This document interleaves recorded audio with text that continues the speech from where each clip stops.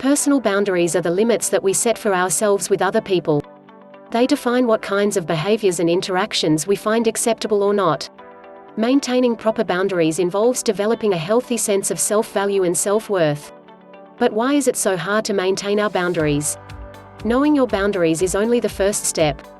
Following through with them is a much more complicated process, often requiring practice and new skills.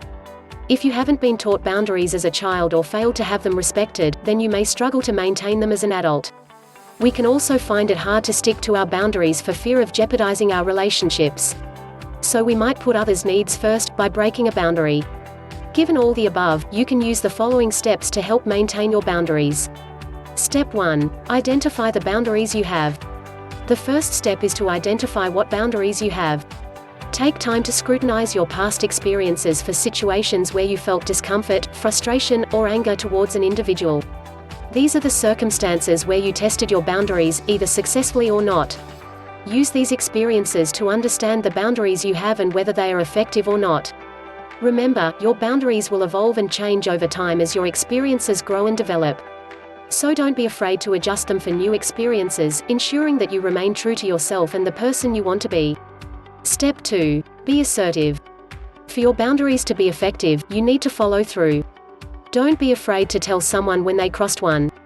Whether it's a personal or professional situation, be assertive. If you're not ordinarily assertive, start with something small. For example, if a waitress brought you the wrong order, tell her, and ask her to deliver what you ordered.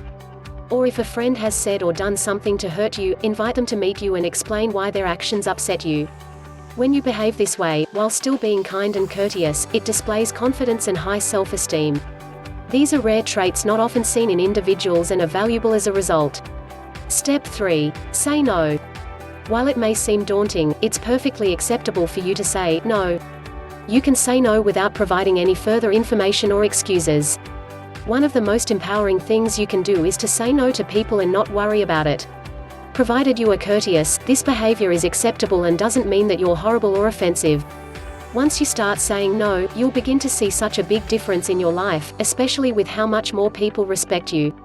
Step 4. Practice, practice, practice. Being assertive and affirming your boundaries with others takes time and practice. But each time you do so, you are valuing yourself and your own needs in a respectful and courteous way. It is only by telling someone that they have crossed your boundaries that you can set better ones for yourself. Step 5. Don't be afraid to ignore. Providing you have voiced your limits and courteously asserted yourself. Then if someone continues to disrespect you, it is acceptable for you to ignore them from that point onwards. This behavior protects your self-esteem. Step 6. Focus on your feelings. How you feel about something is a reliable indicator of what you want, what makes you happy, and how you see yourself. Tune into these feelings when setting your boundaries. Don't accept a boundary that leaves you feeling unhappy or disappointed, and less of the person you are. So many people ignore their emotions while trying to do the right thing, particularly when peer pressure is involved. Next time you're in any given situation, try to tune into your feelings and emotions, and see what they are saying. Trust them. Step 7. Keep your clarity of mind. It's easy to let past conditioning drive your behavior before you have time to think through the consequences properly. For example, if someone asks you to drive them to the airport when you have to prepare for a big meeting. Your conditioned mind might make you say yes because you don't want to let that person down. However, if you tune into your emotions, they will say this is a bad idea. Because you need to prepare for the meeting, and it would be much better if you said no. If you're ever in a situation and you don't know what to do, allowing clarity of mind will give you the answer you need. Step 8. Take into account your past. When you were a child, your parents or caregivers treated you a certain way, resulting in conditioned behavior that can stay with you through your life.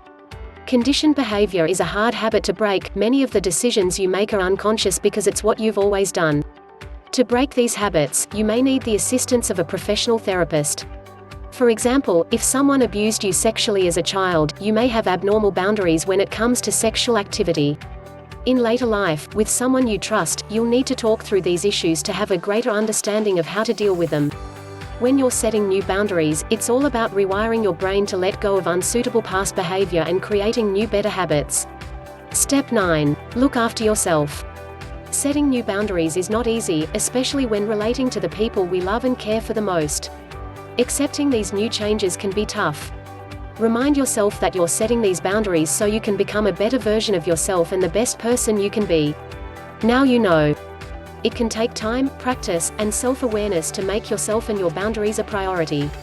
It can be harder still to be confident and assertive enough to follow through with them. Yet, setting effective boundaries not only allows us to develop our self-esteem and sense of self-worth, but also enables us to build quality relationships with others. Don't forget to subscribe to our channel.